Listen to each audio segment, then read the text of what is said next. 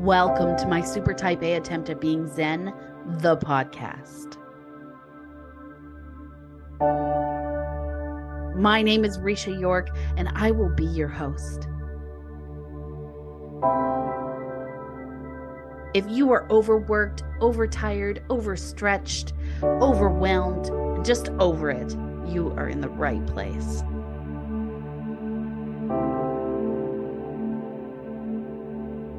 We like to say we are currently working towards Zen-ish. I'm thrilled that you've joined us. Let's see who will be supporting us on our path to Zen today.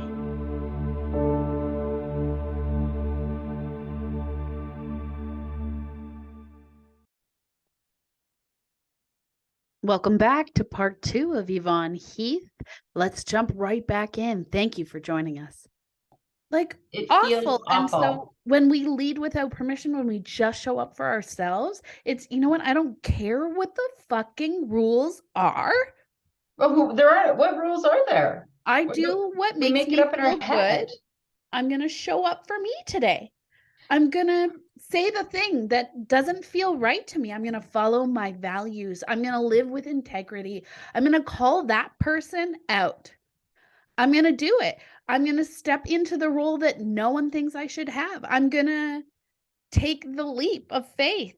I'm going to do those things. And when you do that for yourself, it also arms you with the ability to do it for other people in such a more consistent way. Absolutely. And of course, that's takeaway number 4, because I say that's the caveat. If you want to be a part of someone's village, be a part of that compassionate community, if you want to be able to just show up for others, be empowered, resilient, and all that, you simply must. It's non-negotiable. Just show up for yourself first. Yeah. And that's what the bracelet is. There's a card and it says, number 1, just show up for yourself first. Just showing up for yourself first, everything you're just saying, being flawed, imperfect, understanding, having that solid foundation of coping skills and strategies, boundaries. What is okay for me in this moment? What is not? And knowing and accepting that it's okay to get it wrong. Yeah. And practice. And here's a beautiful story in just that whole just showing up for yourself first and the just showing up, and how we're just we haven't practiced this. And people are just talk about, when people say compassion fatigue and burnout, the bigger problem is being terrified to show up. Yeah. And suffering in silos of silence and isolation. So I was giving a talk, I don't even remember where it was, and this man said, my partner died, and it was just, I was so devastated. And we lived in an apartment complex, and the lady that lived beside us was one of our best friends. I mean, she came over for dinner, we did things together, etc. When my partner died, she disappeared. She didn't come to the visitation. She was in her house, and I haven't seen her since, and it's been weeks. And he said, I'm really heartbroken about this. Yeah. And I don't understand. And again, I shared it in my TED talk, and I just said, when people do not just show up, it's because they didn't know how. Yeah. And if you did not just show up, forgive yourself, ask for forgiveness, do it better next time. And so I said to him those very words, and I said, I wonder if you would be willing to, or I invite you to knock on her door. Yeah. And say, I miss you. Don't say okay, I believe you didn't just show up for me. I can't. I miss you. This is it. I promise you. I mean, they were friends for years. Come on. Yeah. And then it's like, oh my God, now it's been too long. I can't face them. Right. And we just create this whole big this thing. Storytelling. That's what I call it. Storytelling. Spiral. And, the two things, she could have knocked on the door and said, you know what? I am devastated that I was not there for you. I didn't just show up, and I can't even believe I didn't. And she wasn't doing that. So I just said, and say, I miss you. And I promise you that you're going to just melt that wall. Your chance you're going to hear, with no attachment either. Right. I was pretty sure. And I know that's what happened. She was devastated. I am so sorry. I got just spinning. right? We build that wall. They did Yeah. not just show up for me. I am not like, that's it. Well, But I you know think what? there's also there's this conversation around, I need to be accommodated. I want someone to accommodate to me. Mm, No one pays attention to me. Like I've seen it all the time. I have clients who come into to me and say, no one pays attention to me. I'm ignored all the time. No one's listening. I feel like all I do is work. No one gives me any recognition. I'm like, okay, I'm hearing a lot of things where like have you done this for you? right. Like right out of the gates is my first question. But also, you don't know what's going on in other people's lives. You don't know how they're processing information, or you don't know, while we went through the last year, we lost 8 people in the last year. And I mean, 8 people.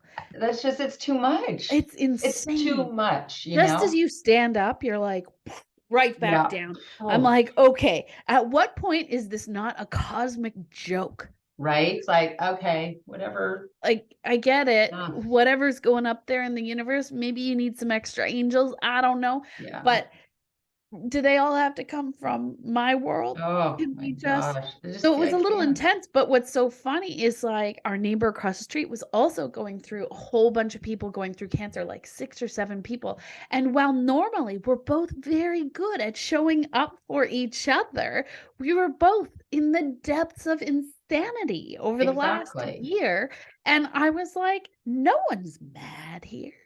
No one's offended. No one's upset. No one's taking any of this personally. You don't know what's going on in other people's lives." Oh my goodness. So first of all, yes, to your neighbor and to you, sent like so much love, because that is just, I mean, it's like, it's too much. That's all I say. Too That's much. just too much. And you Yep. just kind of have to pause and just go, imagine if you got mired and stuck in the why of all of that. And what You're, good would it do? it would destroy you. It would Yeah, it destroy would. you. It would destroy. And so again, to understand that, first of all, oh, they're not complimenting me, they're not, or they're not giving me recognition. Yes, the first question, well, do you do that for other people? Oh, no one's talking. Well, do you talk to them? Well, no. Okay. And the other piece is, we don't know what's going on with other people. And we are all responsible of our own happiness. And Yeah. that's another reason why we burn out. We're trying to make other people happy. We're trying to make, Oh, and he people makes me pleasing is unhappy. No one dangerous. can make anybody anything. No. You can't, Risha, you better be happy right now. I'm going to make you. Like, you can't. It's impossible. Your children, your spouse, that is your responsibility. And people pleasing is dangerous. If you get to the point where you have devoted your whole life to people Oh, pleasing, you're it's never not going to cute. find that golden recognition, gold star you're looking for. It's not going to happen. It's it's never going to be enough for some people because they'll just take advantage of the fact that that's who you are as a person, and it's always going to be too much for other people who are like, you're too in my face trying to make me feel things. Exactly. You have to show up for yourself. You have to feel good about yourself. And like you said, if you're going to do something for someone else, their reaction is actually not part of the equation. Just show up with heart, with humor, lead with your heart, humor, humanness, and Yeah, know that that's how you feed your own soul, exactly. regardless of that outcome. And I just want to, stories always pop up, and they're just so important. And I remember thinking when you said, because we've all done this, assumed about someone else. Oh, well, she's ignoring me. And you also get very humbled. And I've done it even in my work. And I remember, like, I'm busy and I work hard, like, type A personality, hello, with Yep, ADHD, hello. And this woman, I was at a conference or something, and I'm like, doing all these things, and she's kind of slow, and I'm thinking, I'm making the stories we tell ourselves, right? We make up sure. stories You make instead of assumptions. finding out the truth. If we have a question, being willing to be vulnerable and authentic and ask. But I just sat there and spun, and I became crabby, like, oh my God, like, she just, God, I have to do most of this, and she's just off doing her own thing. And I had this whole big spin by myself. And later she said to me, oh God, it's not like it's hard to share this because I was just so embarrassed. And she just said, I'm so sorry I can't really keep up. I've had a brain injury. And And you're like, it's harder for me "Oh to my process, gosh, right? of course." And I just sat there and I mean, I felt ashamed of myself for a moment. And then I like just sat with those hard feelings. And then I just thought, thank you for that lesson. Yeah. Thank you for teaching me that very valuable lesson. And I have not assumed since. No, we don't all live the same reality. Mm. Every human being on this Ah, planet, it doesn't matter. I mean, you have twins. Do you think they have the exact same reality? No. They grew up in the same house with the same parents and the same school and the same everything, but different experience, different different coping experience. skills, different wiring.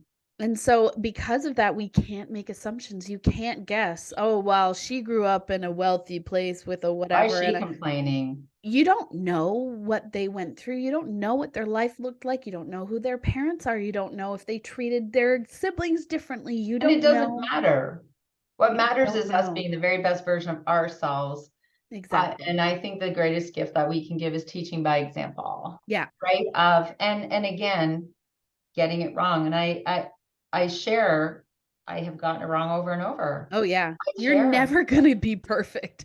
In fact, Have making to, mistakes are yeah, the biggest learning moments in our life, right? So you have to be not only willing, but excited for those mistakes because when they happen, it's like, "Oh, good. Okay. I learned something thank today." you. And that's what we can see it as an opportunity to learn, right? Yeah. And easier said than done. Yes, all of this stuff is. And Totally. that's why, like when I share the takeaways, and then it's like takeaway number 5, and people, it's interesting because we've also seen this to say structure your life in such a way that you are self-reliant, and so are the people around you. Now, the caveat or that doesn't mean doing it all yourself. That doesn't mean not asking for help when you need it. What it means is, and here's the example everyone understands, is we all know a couple, been married for 50 years, and the wife becomes ill or dies, and the husband's never made a sandwich. Right. Or the same couple and the husband becomes ill or dies, and the wife's never paid a bill. She doesn't even know how to get into the account. Right. And we still do this to each other, right? So again, this whole movement for love your life to death and the I just showed up movement is becoming proactive so that when grief arrives, we can navigate it and know that it isn't there's no timeline for grief, and we have all these other things in place where we've Yeah. had conversations, we have a village, we know how to just show up for ourselves first. And as I share, I learned how to operate the generator because the Right. power always used to go out. And should I sit there in the dark for 14 hours because my husband's at work? Exactly. I think about that lesson all the time. The first time I heard you speak, that one really sat with me. And it's funny because it forced me to take over certain things in my house that I was like, actually, I'd prefer to be the person doing that. I know that everyone else knows how, but Right. I want to be the person now who does it so that I can learn to do it or be part of that Exactly. conversation or whatever. Or know who Um, to get if you can't do it, right? Like I will never be amazing at tech, and I don't want to. Like yeah, technology is not, I don't want to. It's like yeah, math for me. It hurts my brain. Jordy does a lot of that. So I know, thank goodness that, if Jordy was not available, I would find some, well, any one of my children's friends sure. could help me. So if you can't do it, you have to have someone that can. But Yeah. to wait until you're in crisis, Well, and my husband and I had this conversation a couple weeks ago where I said, part of why I put things in place or ask you guys to do these little tiny tasks is because everything can't be hard. mm, it doesn't have to So be. if we make the little things easy and everybody contributes a tiny amount, Beautiful. then there's these things that just go seamlessly and they're easier, and then your day to day doesn't feel hard all Oh my day, goodness. especially when we all deal with, like, it's been a year of grief. So my conversation was, "Look, man, I'm getting derailed regularly, and Yeah. so the It'll little help things here. the little things can't be hard." There's Absolutely. There's too much going on. So we all need to show up and make the little things easier for each other. Oh my goodness. Totally. And here's again, women, I'm sorry, women, we are like notorious. Oh, my family couldn't survive without me. And say, oh gosh, what could you do to change that? I Because hope that's they can. terrifying. That's Yeah. terrifying. I like, a great leader or, captain, his ship keeps sailing even when he's whatever. Yep. Great leaders create other leaders, not followers. I want my children, and we all know children who've gone off to university and they've never done laundry. They don't know a thing about anything and they're Yep. terrified. Well, isn't it already, there's already enough grief and in joy in the transition without trying to figure out how to do, not knowing how to do laundry Yeah. You or don't make need a like grilled cheese one more sandwich. thing. You don't need one more thing to make things hard. It's That's a not our value because our family can't survive without us. Yeah. Right? We see that as why we matter. We matter because we matter. Yeah. We have value because we have value, because we exist, not because everyone's codependent and they can't survive without us. Yeah. The big joke in our house is my oldest son is totally mini me. And at school, they call him un petit monsieur because Oh, that's so cute. he goes to French school, and Yeah, so for those of you that don't speak French on this little podcast, it's mister. like a little man. He's a Yeah, little man, yes. and he is. He all he wants is responsibility, and Um, so he is all about, "I'll cook it myself, I'll make it myself, I'll build it wow, myself, I'll do it myself," and I want to encourage that as much as possible, but also as someone who is exactly the same way as a small person, I also don't want him to feel like he doesn't get to be a kid. absolutely. So there's this fun, like, line we walk where it's like, Hmm. "Yeah, you can make mac and cheese today. Tomorrow, let me make dinner, Mm. and we'll find, a balance here." Or, I'll say to him before I go out for the night, "Okay, be good for daddy." And he's like, "Don't worry, mama, I got this." Like, Yeah, he's taking it all. right. I'm responsible for Yeah, this. It's in like, control, yeah, but there is that level of, because I think this is what happens to super type A people is we go, "Oh, you're responsible, great. Take this and this and this we and like this it. and this and this, and we're gonna give you this and this," and because they'll multitask and they love it, they'll do it, and then somewhere down the road, and this is what happened to me, I went, wait a minute. I'm 17 and I'm doing all the things. And Something's whose fault is that? Or wrong who, right? We here." we do that. And I kept taking it on and kept saying, "Yes, yes, I wanna help." And I mean, in a Yeah, single parent family, there's someone else has to help. It's she can't do everything. So, I'm here, I'm doing it, we're good. But then the irony is when I went off to college, it was so much more relaxing than it was living at home. exactly. Yeah. You just had to take care of you. And I was like, "I've never in my life only been responsible for me." Amazing. Yeah, And what a huge revelation that is. absolutely. And, again, it's that whole, we're going to get it wrong sometimes. And, it's like, oh my gosh, like our kids, the more you do for people, the more they're going to let you do. Yeah, So, I mean, when people, and I've done it, oh my God, no one helps me out around here. Oh, yeah, well, whose fault is that? Or women, again, I've heard them say, I always have to cook the whole Thanksgiving dinner and no one even helps. I said, do you you? do not have to. Yes, No. I do. It's expected. I said those are two different things. Have to and is expected are two different things. And you are choosing Yeah, and to do who's it. expecting it? Who? Because at the end And of the even day, if it's they funny. are, I saw this psychiatrist, she's amazing, I still see her, she's incredible, yeah, and she said to me one day, I was in there, and she said, "Okay, I want you to imagine you're having a dinner party." And I'm like, "Okay. What are you what are you doing? What's your first step?" And I was like, "Well, I think about what everyone would wanna have. What, you know, the fav," and I'm doing this Saturday too. "Okay, she's gluten-free, and this person, there's kids there, so we wanna make sure that everybody has something that they like," and then my psychiatrist says, "Okay, what if you ordered pizza?" And I was like, "Oh, no. You don't invite someone to your house for dinner and then order out." And she said, "Why not?" And I was like, well, because they're gonna be expecting that I'm cooking. I invited them over, so they're gonna expect that I'm making a meal. And she said, "Who's expecting?" And I was like, "They will." She's like, "So they're only coming for the meal that you're cooking." And I'm like, No." She's like, "Why do you think they're coming over?" And it gave me this moment. I was like, "To see me?" Yeah, so do you think they care whether you made a four-course meal or ordered pizza? No, not particularly. So whose No. expectation is that? At the end of the day, whose expectation? Well, you've also, they may be expecting because you created that expectation. Oh, you go to Risha to get a 4-course meal that she created. Maybe, but then are they gonna But be you've super also put that out. bummed when they show up and I ordered pizza? Probably not.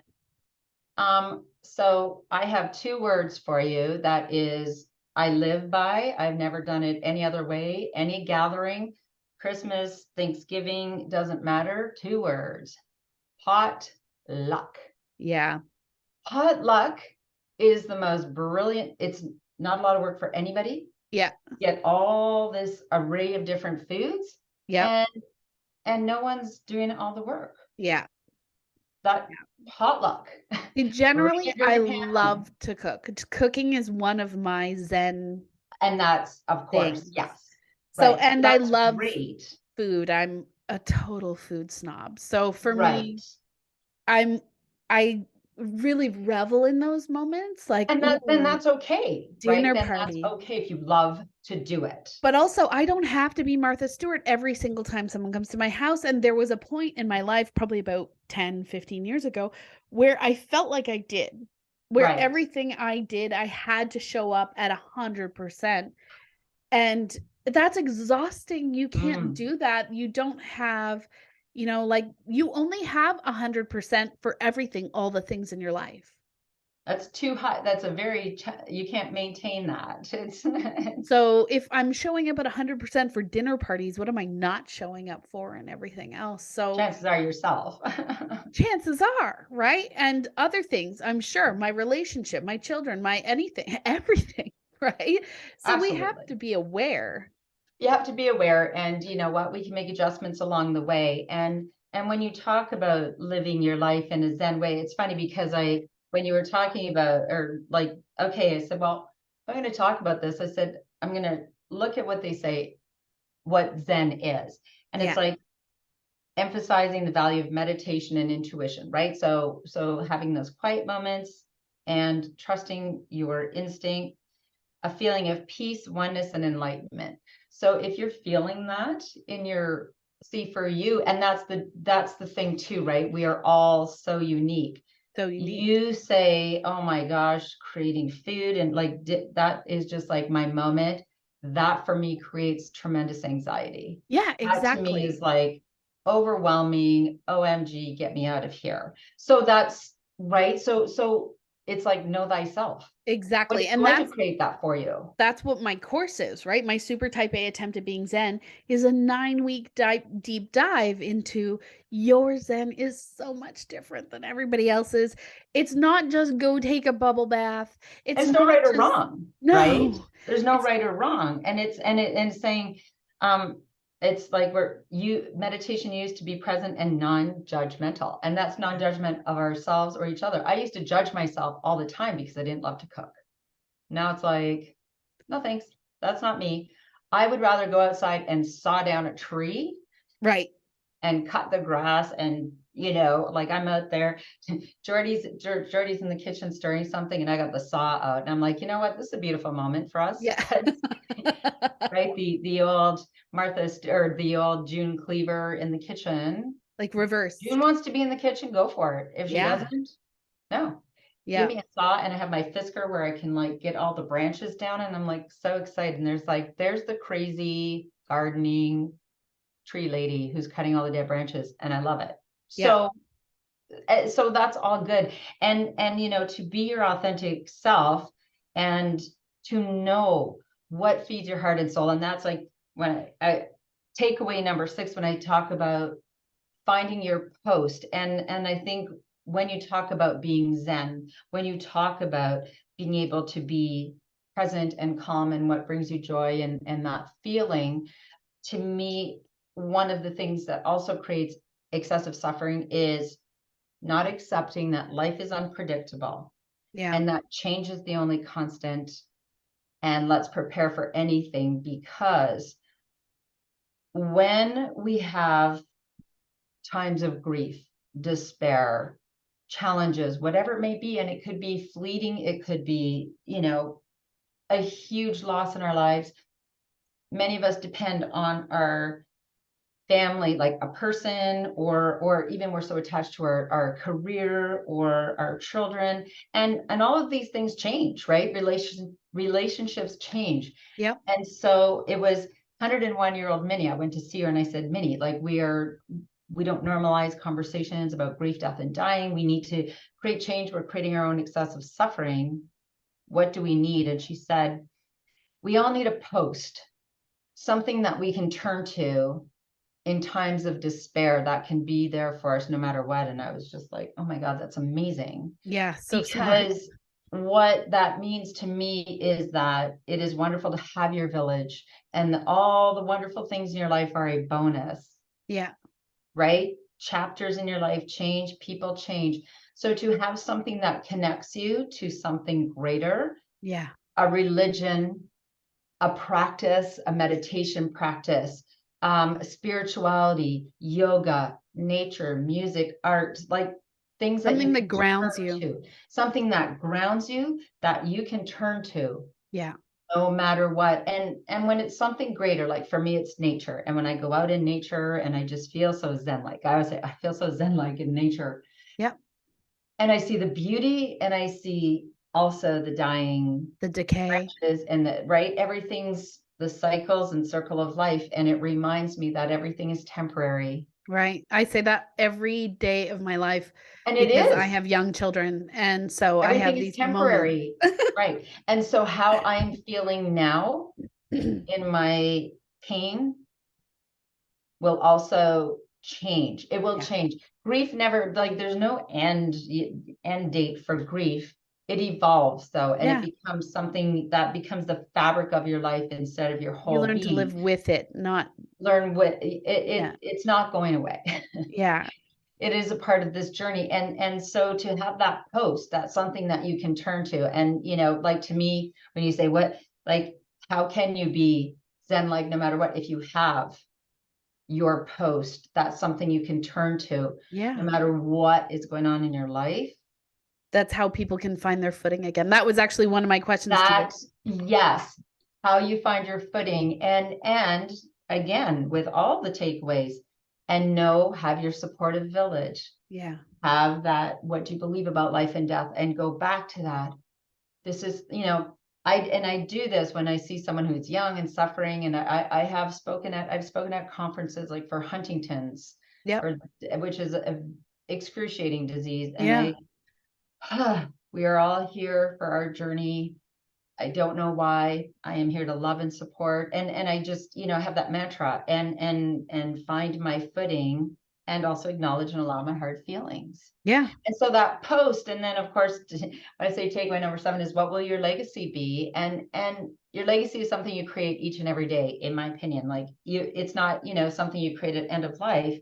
And so to me, the most incredible legacy you can leave is learning, unlearning, Right. evolving, teaching by example. I feel like my biggest, like, I said this a few weeks ago, and I feel like it's the thing that keeps me focused because there's a lot of talk about legacy around what you leave behind and what you leave Mhm. for your children and and for me, I'm like, it's not stuff, guys, A especially legacy of kindness. after going through 8 people leaving our lives. It's not stuff, it's Mhm. relationships. That's my legacy. My legacy is relationships. It's how I interact with the people on this planet while I'm here. That's my legacy because 'cause they're gonna carry that forward, right? That's gonna Absolutely. keep influencing other people, and then Well, that's teaching by gonna example. yeah, Teaching by example for me, like just showing up with heart, humor, and humanness. and Yeah. teaching by example. And the humanness and a legacy of kindness is a beautiful legacy. And right. And so that's for me, and that's in each and every day. Yeah. You're living your legacy. We live our legacy. Yeah. Right. It isn't they left me a mansion and all these, like, no. Like, you know what? Like, if there was any one thing that would be, and I don't even know if I've ever thought of this in this way, but if anyone ever said, like, what would be your most important legacy? And I thought, if people remember that on their hardest day, or when someone was dying, or they were in excruciating pain, and I made them laugh or smile, and I just gave them a little bit of relief with that heart and humor and humanness, Yeah. then that's a beautiful thing. Yeah. That is the legacy I want to leave. Yeah. I get that. I get that. I feel like I just want people to remember who I was as a friend, as a parent, as a family member, as a how I showed up, right? Absolutely. And the other thing is that we're all here as long as we're here. No We're all guarantees. here. If we could stop pretending that there is a guarantee, right? If we could stop thinking that we can control that, yes, some people live to 100 and then even greater, and others do not. If Yeah. we can just say, I want to say, like, no matter how long I'm here, I lived my full life. This was my Yeah. full life, however long that may be. And Um, I yeah. didn't shy away from showing up as me, right? Like that's the other thing. I work with so many clients that are like, "Oh, I've worked half my career in this job I hate. I'm sitting in the back of the room being ignored." And I'm thinking to myself, this is not how you want to progress through the rest of this life. You Oh my only gosh, get this absolutely one. not. Yeah, and Oh, believe what you will, I'm not a religious person. I really am not. And but there's certain elements of certain religions that I love. I oh, love the idea of absolutely. karma. I love the idea of coming back as something else. I love the idea of being able to revisit this planet with more wisdom. I certainly believe I have met people who have been on this planet before. You know what I mean? And Choose to I believe. Who's going to tell you you're wrong? who's Like, to how do you say, know? right? I don't know. But all of this stuff too feeds into this conversation around life and death, right? Because we don't know. You don't know what's going to happen. You don't know if someone's watching. You don't know if they can hear you. But why Oh, not try? well, I say choose to believe, and I'm going to read. And again, I believe that should if you want to be more empowered and resilient and more and zen like in this journey, on this journey, become proactive and start with that life and death. What do you believe about life and death? And I'm going to show you this. I'm going to read it to you. See that beautiful picture? This is an Aboriginal proverb. Yeah, And what it says, and I read this when I'm devastated when someone dies, because I don't remember all my great wisdom. I'm just of like course. devastated, right? I grieve. Yeah, It's not no easier for me, but I love these words. We are just passing through. Our purpose here is to observe, to learn, to grow, to love, and then we return home. right. Beautiful. And that brings me comfort. We talk a lot in our house about like what's next, right? Mhm. Especially with two young children and a lot of death. Good for you for having those conversations. And it's an interesting, I mean, here's the thing. I am pretty open to a lot of interpretations of what happens next. Cause I'm not gonna pretend to know. And my kids are too. And it's funny because they'll say things like, I was laying in bed the other night and my youngest said, "Where's Nana and Granny?" And I was like, "Oh, Mm, yeah, they died." Right? And he goes, "Yeah, but aren't they also the stars?" And I was like, mm, "What?" And then he goes, beautiful. "Look, there's one right now." And he grabs it and he goes, "Now it's floating over to my brother." And I was like, "What is happening?" And I'm laying there and I'm like, Wow, that's incredible. And then he goes, "Now it's coming back to me." And he hugged it. And I was like, "I don't Wow. know what that was." Beautiful. Well, beautiful. I love it. I But love, who's to and say? to be open, right? And in those conversations, isn't it wonderful to be curious? Because we say, well, what do you think? Where do you think they are? Yeah, What do you think? Oh, that's a great thing to think, because say we don't really know while we're here on earth. And oh, I choose to believe. What do you think? yeah, Right? Getting curious and going with the conversation. And how wonderful. When my I wrote about this in the book, and it was just one of these moments where we had a beautiful friend named Mr. McDougal. The kids called him Mr. McDoodle, and he was in his that's 90s, and cute. we were dear friends. And I think our kids were 5 or 6 at the time, and he became ill, and he was in the hospital, and he was dying. I said to the kids, "We're going to go visit Mr. McDoodle, and I want you to know," and like I was nervous. Sure, See, yeah, like, oh yeah, I was nervous. And I said, "I want you to know that he's not going to look the same.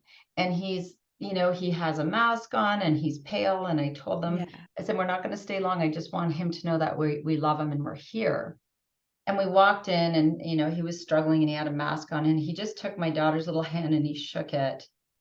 And then we just said, "We love you." And we didn't stay long. And the next day, he died in the middle of the night.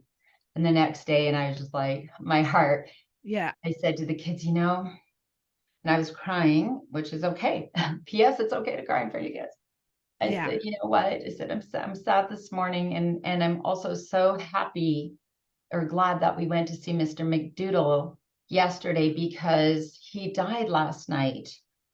And my daughter said, yes, I knew he was going to, because when we were visiting, his spirit was already leaving.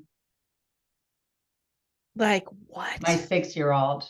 And this is the thing, the younger they are, I feel like the more perceptive they are Oh, around that. they're well, because they don't have all of our Yeah, baggage, right? nonsense that And has I been. said, and when she said that, I just said, "Isn't that wonderful?" And then there was a visitation, and there's an open casket. So again, I'm uncomfortable. Like, Sure. kids know how to just show up. We're the Yeah. ones that are a They're mess. great at it, They're actually. great at it if we allow it, right? Yeah. If we don't let our own fear stop them. Yeah. And I said, we went to see Mr. McDoodle, we said goodbye, and today's the visitation, or tomorrow, whatever. It's up to you if you want to go. And here's these 6 year old twins. And Tanner said, "I already said goodbye to my friend. I don't want to go." And I said, "That's okay. And I'm Yeah. so Yeah. glad." And Jaden was like, "I'm going." Yeah. Like, I am going. And I got nervous again. I said, "Well, he's going to be," and I was explaining this open casket, right? Yeah. And she's like, "I'm going." And she got on her purple dress that she had worn for 17 days in a row. That's another story. And this little 6 year old marched into that. Mm, mm, mm, mm. She looked at her friend. She just like nodded her head, grabbed a Werther's, because he was the candy man. So he always had a Werther's, so I they love had them. it. She grabbed a Werther's and walked away. And you saw all of these people around just like looking at this little girl. Yeah. And it was, again, heartwarming and heart wrenching, and everyone's bawling, of course. And it was so beautiful, Yeah. right? I was nervous, and I just allowed her to just show up anyway. Yeah. Don't wait for it to be comfortable. This is hard. Yeah. Yeah. It's not, I mean, and I think it's a weird thing to say, but being comfortable with our discomfort is one of the things that I've spent most of my life trying to do, right? It's like, Yes. "Ooh, I'm really uncomfortable in this situation." So question number 1, why? Right? And question number 2, is it because it's important or is it because it's not safe? Right. And you have to be discerning. And if it's not safe, Absolutely. then yeah, we need to exit stage left right now. But Yes. if it's because it's important and it's emotional, then this is the stuff that's been ingrained in us where it's like, "Ooh, you can't have And you're feelings." protecting. Of course, you're protecting yourself. And if you Yeah. can share, it's not about us in this moment. It's not about my discomfort. And that's why, for a person like me who was able, or like took a 0 instead of speaking in front of my class in college, I was able to do that wonderful, amazing TEDx talk moment. Yeah. That was huge for me. No one will ever know how huge that was for me because I'm silly and crazy. People don't think I'm introverted. People wouldn't think that was challenging. And it's like there's a very big difference between being like silly on the dance floor and thinking you have an important message to share. Right. Of course. So in those moments, yes, it's uncomfortable and it wasn't about me.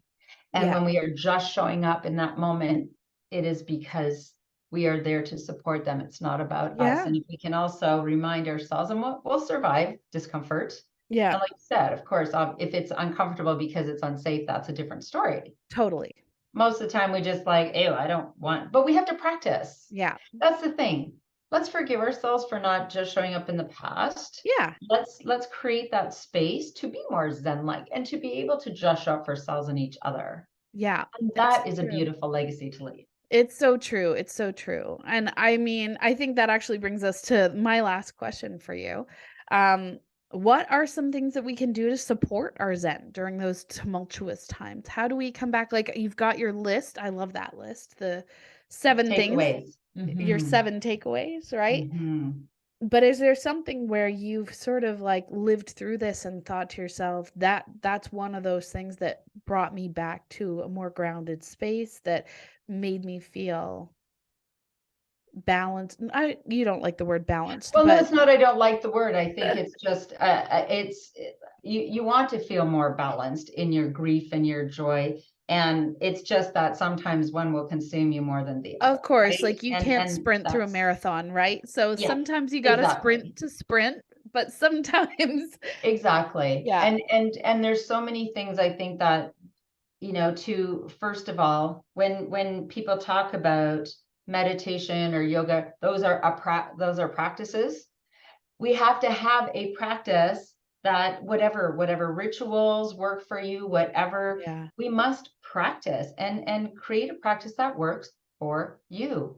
yeah, And the hard things and the most challenging things, just showing up for yourself first and just showing up for you also requires practice yeah, and be willing to get it wrong. That's how we learn. yes, Let's practice intentional and excessive compassion for ourselves and each other, yeah, right? Like just getting to that place where understanding how we got here, like how did we get and that's, I wrote a chapter, how did we become so death phobic? Well, we've sanitized and pushed everything away, and so we have a new clean slate today and every single day to do it differently. yep. In the past, I didn't have a practice. In the past, I didn't practice these things and I feel guilty and ashamed. And these are all the things I didn't do. Acknowledge and allow those feelings. And now what? And also, I feel like ask yourself because we go through, at least a lot of my clients who come through Lead Without Permission specifically, go through this self flagellation. Oh, Their ego is in the back. I always joke it's like throwing spitballs at the back of your head, telling you these things that are not true or not fair, right? And learning to say, like, no, sit down because that's not fair. I'm showing up here today, that's not regardless. helpful. Yeah, this isn't helping me. If you're trying to make any change in your life, beating yourself up is not the first step to getting it right. It's actually the first step to staying in a pattern. That's again, we've normalized that, right? Yeah, And we feel like if I will feel less guilty if I feel really bad about it. I'm going to feel right. really bad about myself. Well, how about just, and it's funny because people often say, "Oh, you did your best in that and whatever." And I just say, "Well, maybe it didn't. Yeah, Maybe you maybe. didn't do your best. Maybe you didn't just show up. Maybe you did do something that you wish you'd done differently." If we can acknowledge and allow that, and that's just part of the human experience, and it's a People make hard part. mistakes.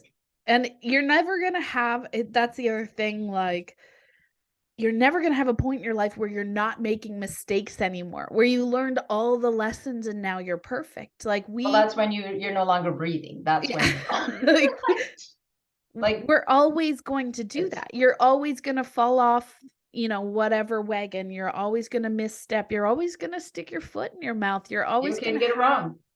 Yeah, you're gonna make mistakes. and admit it and see, or like say, ask for forgiveness and forgive yourself. And Yeah, now what? Right. And that whole, you'll always have that voice. And I used to have that voice that was booming, telling me all the things I was doing wrong all the time. Now it's very faint. And I just say, yeah, oh, thanks. Yeah, I've got this. Thank yeah, you. same. And we've all been there. And so the other piece is we have to stop sort of commiserating and just saying, oh yeah, like how can we do this differently? Yeah, How can we do this differently? How can we best support ourselves and each other? How can we just show up for ourselves and each other? Because we have every day, every moment is a clean slate. yeah, absolutely, So, absolutely. And just because you screwed up yesterday doesn't mean you can't start over today. It's not all black and white. There's a lot of gray area out there. oh, 50 shades of gray and more. Right? So forgive yourself. Oh man, it's been so nice to have you. So amazing chatting with you. And like I said, I was such an honor to share the TEDx stage with you, and we both shared and people can see my talk. And I mean, I on my website, loveyourlifetodeath.com, and other resources, because we're all teachers and we're all students, and we're Yep. learning from one another. Yeah, I'm so grateful you were able to join me today. And I'm Me so too. grateful we had a chance to reconnect because I adore you. I think of your talk all the time. I've seen Thank you you. a few times speak, and every time I leave with something new in my brain. And I thought specifically for this program, we talk a lot in my super type A attempt at being Zen about feeling like you always have to have it together or feeling like you have to be the one in charge and holding the weight of the world on your shoulders all the time. And certainly this year, I've dealt with being that super type A person Mm, and being confronted with all of this grief and all of this death. And mm, and it's been challenging, but without the tools that I have taught myself, without the things that exist in the course, my super type A attempt at being Zen, without the things that I've learned through Lead Without Permission, I would literally be a puddle. I would yeah. not be functional after the year that I have just had. So it's such an important conversation to have. What keeps us grounded? What helps us pull through those hardest times? What supports our resilience? But Mm. also, it's okay. You don't have to always be resilient. Be I knocked made you cry down. twice. Yeah. Yes. And Risha, I have to tell you that one of the greatest parts of my journey since 2014 is meeting people. The most extraordinary, my superheroes are those who have been in the deep trenches of grief and continue to create a life worth living, continue to want to help others and learn from all of their grief. And you are now amongst them, because to have so many people die in such a short time, no matter, even if it was over 10 years, it's so much. And see, what you are showing and sharing is that you can you can still have a life worth living, create joy in your life, allow your grief and all of it. So I thank you Thank you. from the bottom of my heart for showing people what is possible, even in grief, in deep, Well, complex it grief seems only piled fitting. up. It seems only fitting that I should quote my mother at the end here. Yes. She always said, "The only way through is through."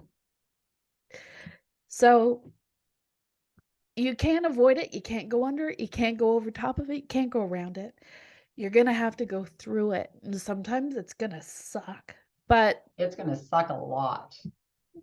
there is something on that other side.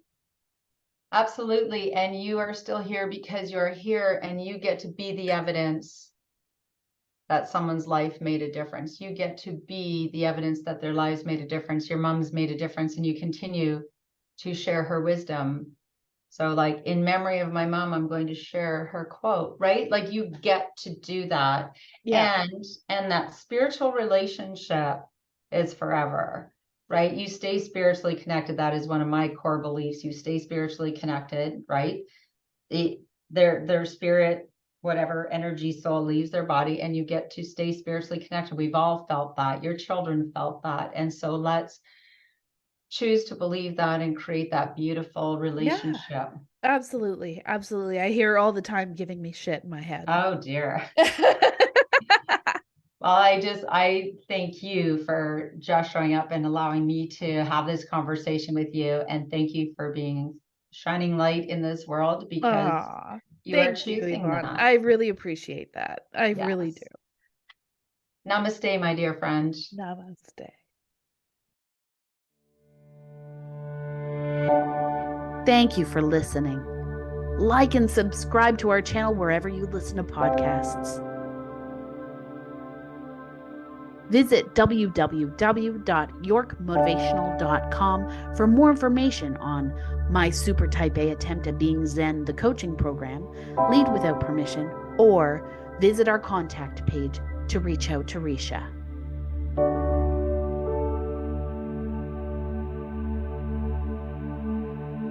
Wishing you all continued balance and fulfillment on your road to Zen.